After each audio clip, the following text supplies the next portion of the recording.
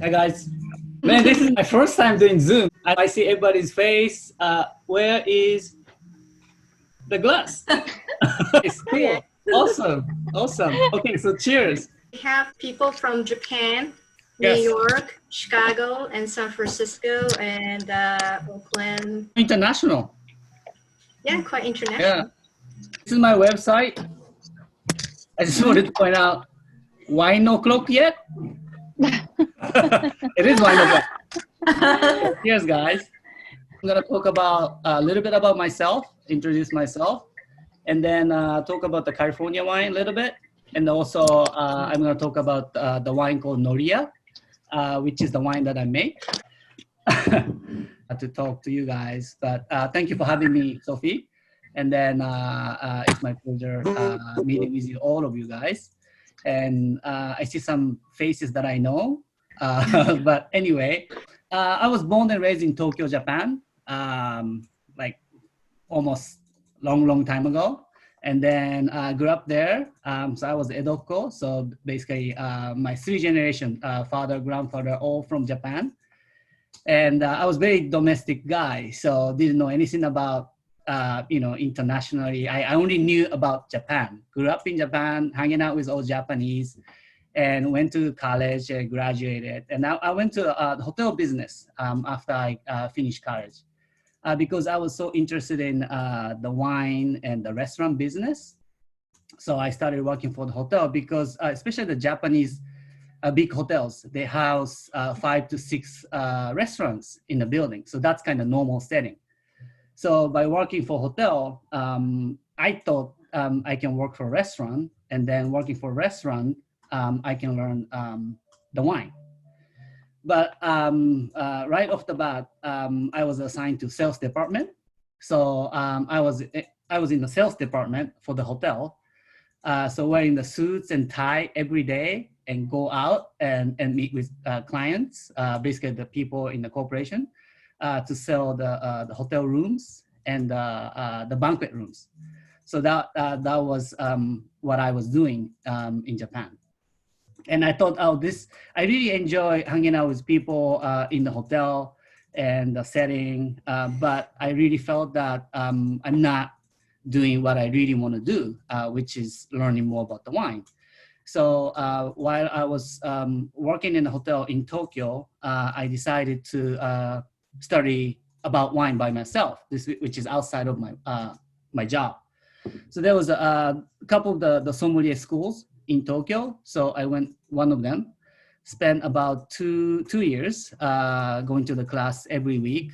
And every time I go there, I taste 6 different wines, the blind tasting. And then each class consists like 90 minutes. The first half, you taste the blind, you do blind tasting. And then the next half, basically we discuss about the wine that we tasted it. So I kept doing for 2 years. And then, so throughout over the course of 2 years, I think I tasted like more than 500 different wines. And then after that, I took exam for the sommelier, to become sommelier. And then I got the certification sommelier. So at the time, I thought this is a really good time for me to resign the hotel because I was still in the hotel. I was still doing the sales, and I was in the sales department. So then I thought with this certification, I can just quit the hotel and then maybe find a job at one of the restaurants in Tokyo. Maybe I can be like the restaurant manager or something. And then at the very same time, I was told by company that the hotel company that there's a position open in San Francisco. So I used to work with a hotel company called Hotel Nikko, so JAL Hotels. So at that time, there were 5 hotels in United States, and one of 5 was in San Francisco. So I took the position, and so I came to San Francisco 21 years ago, 1999, January 8th. So that's when I came to United States. So nothing to do with winemaking. I came, basically I was sent by company to work at the hotel, and this was one of the part of the management training. So I knew that my tenure is only for 2 years, and after 2 years, I'm gonna go back to Japan, and then they're gonna assign me at the different the hotels.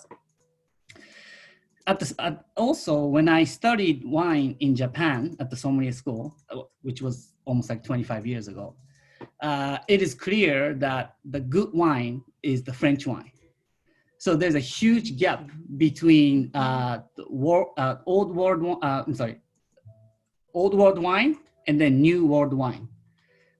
So there's a clear difference in the quality between those two. So I thought, so I was living in San Francisco and working at the hotel, but I was avoiding California wine because I thought the California wine is very low and the quality wine. The first 3 months maybe but still, you know, I love wine. So I drink wine every day, as you can see. So every day I try to look for the wine, like the French wine. So I was looking for the wine shop who carries non-California wine. So that was kind of my base of the life, you know, 20 years ago. And then at one point, my friend told me that, hey, Nori, I'm going to Napa today, so you should come. I was like, nah, I'm not interested in. But they kind of dragged me out, and then we went to the Napa, and then the first winery that we hit was a very small winery called Truchard Winery. It still exists, the Carneros area of Napa. But the wife of the owner gave us a tour, took us around to the vineyard. And then after that, we went to inside of the cave. It's small, but it's very nice, the cave. And then she showed me, you know, we tasted the wine from the barrels. And then all at the end, there was a table. And then the glass of Chardonnay was sitting there waiting for us. And then it's lightning, it's all, you know, the perfect, you know, it's very, you know, shiny looking, golden, you know, the glass. And then the wife said, yeah, so why don't you just try it? And then it's like, okay, so this is California Chardonnay. So, and then I tried it. Oh, and then that moment, you know, how to say, I was just literally overwhelmed by the power of the fruits. It's fruits, you know, it's the bomb. And then I thought, this is just good. It's different from what I was used to. You know, the French wine, it's all about the nuance and the balance, and it's kind of, you know, it's more, you have to think about it. But this California wine, the Chardonnay, it's just right there. You don't have to think about it. You can just taste right away. So then I'm like, oh, shame on me. Like, I really need to study more about the California wine while I'm in San Francisco. And then again, I know that, you know, my tenure is for 2 years. So from that point, every weekend I took pretty much every opportunity to go to Napa and Sonoma and start hitting different wineries to learn or educate myself about the California wine. And the more I go, and the more I become liking California wine. Again, it's different style of the wine. But then, and normally when you go to the winery as just a customer, you just go to the tasting room and then order some wine and you taste it, and then talk to the people who actually behind the counter, and then pour the wine for you. So I was talking to them, and then, hey, you know, asking a lot of questions about their wine. But in rare occasions, I was able to meet with the winemakers. And then I always ask the same question to the winemakers, because I was very curious, how did you become winemaker in California? In France, you can easily imagine that they are winemakers because they're born to be winemakers. You know, their grandfathers. There's a vineyard there, just right outside of the house, there's a vineyard. And then the family has been making wine from the same vineyard for a long time. But in California, it's a little bit different, because most of the owners of the California wineries are the corporations. So it's not that you're born to that family. I mean, there are some, of course, but most of them, basically, most of the California winemakers are the employees hired by the corporations. So I was curious, with that setting, how did they learn about the winemaking? Then pretty much 90% of the answers were that, oh, I went to UC Davis and learned about the viticulture and enology. And I was like, what is that, viticulture and enology? And I didn't even know about the UC Davis. So I started researching, and then, oh, Davis is the name of the town in California. It's 15 minutes from Sacramento. And then there's a UC, like UC Berkeley, UCLA, UC Davis. And then there's a department called viticulture and enology. So viticulture means grape growing, and enology means wine fermentation science. So there's a department, and you can go, you can learn, and then you can also get the bachelor degree. So I thought, oh, this is it. This is what I want to do. I'm gonna go to UC Davis. I'm gonna study viticulture and enology, and I get degree, and then I'm gonna start making wine in California. So that was about, that was like 20 years ago. And then, but at the time still, I was working for a hotel in San Francisco. And then right after 2 years, my company called me from the Tokyo office. Hey, Nori, it's time for you to come back. Your tenure is over, come back. And I said, oh, I'm sorry. I think I'm gonna quit. So I resigned the company back then. And then, so I had to go to Japan and then do all the paperwork. And then I came back. And then I had no job, nothing. My wife back then, she was my girlfriend. And luckily she had a house at the time. So I just moved into her house and no job. And then I studied, I started to getting information to be a student of the viticulture and enology. Took me 1 year, so I was studying, and also I was doing a part-time job, the banquet waiter at the hotels and those kind of stuff. And then after 1 year, luckily I was accepted by the UC Davis. This was the second bachelor program. And then I started studying. At the same time, I was already 30 years old. So I'm like, I just cannot spend my time just going to school. I did it already, even though I didn't study back in Japan, about the college in Japan. But anyway, so I started working for a winery in Napa. So I had a job in Napa, and then also I was going to UC Davis in Davis.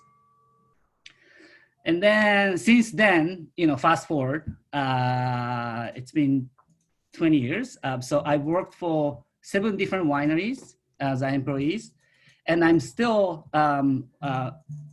working for a very small winery in Sonoma called Larson Family Winery. So I'm full-time employee winemaker. So I make wine for them, and then I get salary. So from Monday through Friday, I go there into Sonoma, and I have a small crew of 4 people, including me. This is a production team. So as a winemaker, basically I do the daily work, scheduling, but the main responsibility is to make wine for Larson. So from the vineyard to fermentation at the winery, and then the aging process, and then the bottling. So that's my responsibility. So that's that. But at the same time, I did have my dream of producing my own wine, my brand, since I started this kind of path 20 years ago. And then 10 years ago, 2010, I did have opportunity. Everything kind of clicked, like economy-wise, because back then, the 90s and after 90s, 2000s, the Napa Sonoma became really trend for the rich people to buy beer and then produce wine under their name. And of course, they don't know how they make wine. So they hired the winemaker. It's called consultant winemaker. So they pay money to the winemaker and have them make wine for them. So the 90s and 2000s, that became really trend. So some people, they made money in Silicon Valley, not just Silicon Valley, but for example, they moved to Napa and Sonoma and bought the land and then the vineyard and then start doing it. So the price of the grapes became so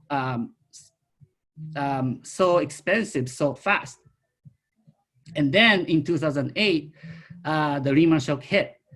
So some of the people basically moved out of the wine business.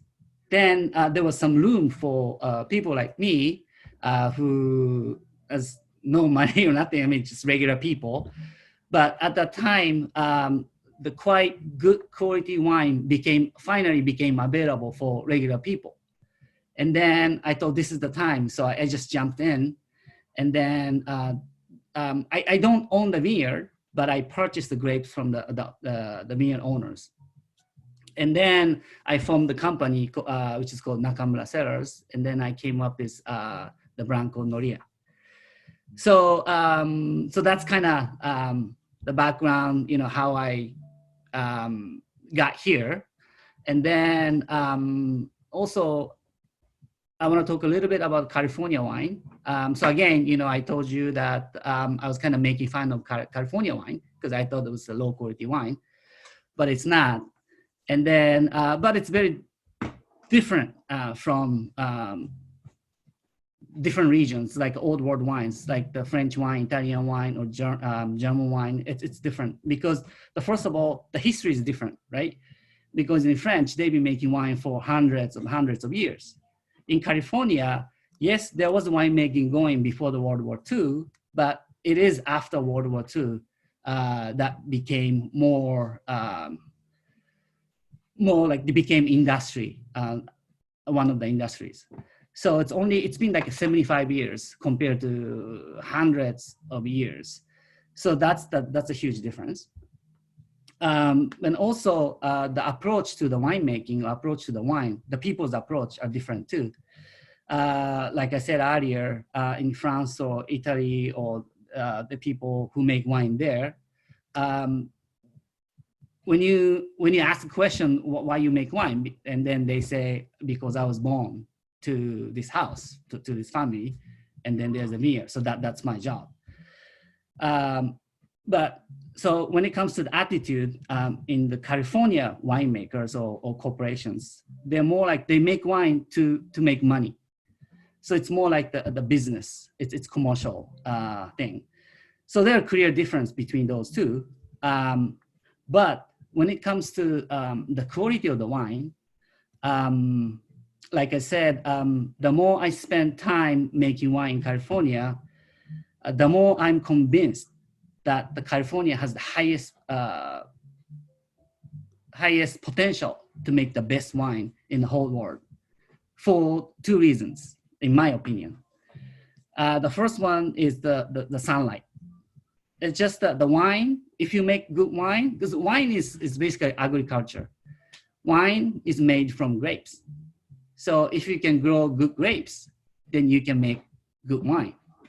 You can never make great wine from shitty grapes, I'm sorry.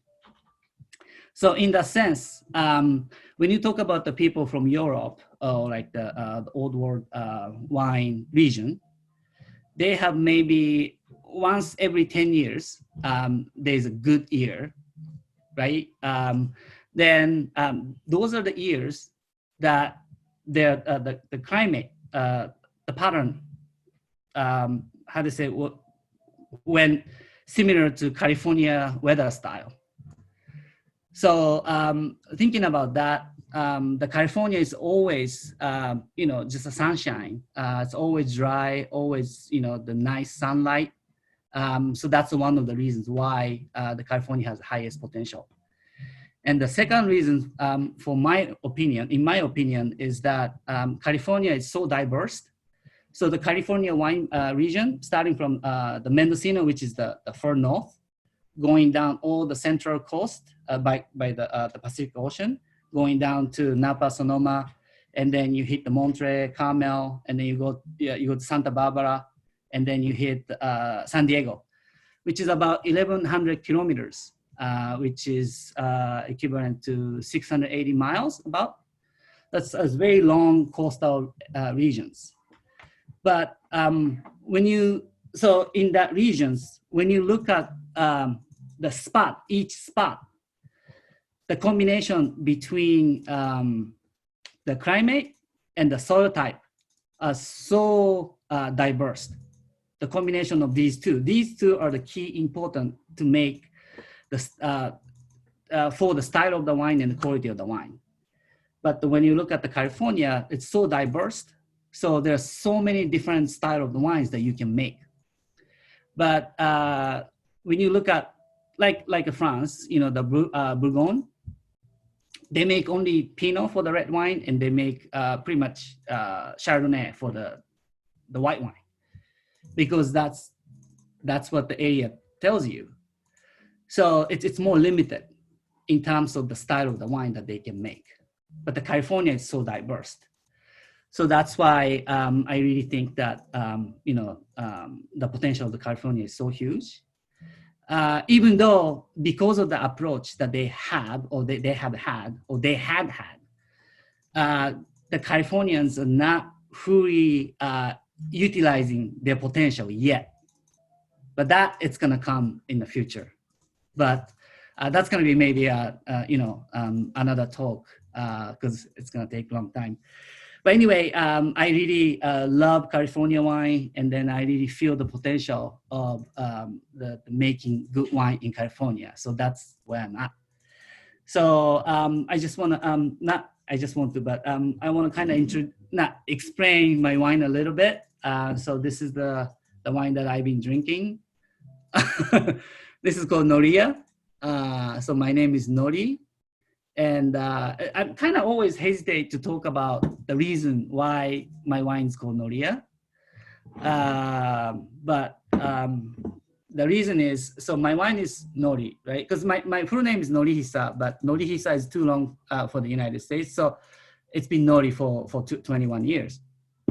And then when it comes to the name of the wine, 80% of name the wine in the whole world is either the name of the owner or winemaker, or the location of that place. And then so I really wanted to use my name, so it has a Nori in it.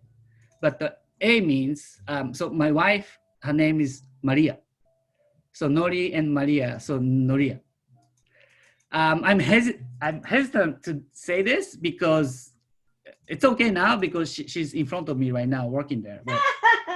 But once our relationship goes south, then I cannot make Noria anymore. So that's the only reason. But anyway, so far so good. Okay. But at the same time, also in Spanish, Noria means water wheel.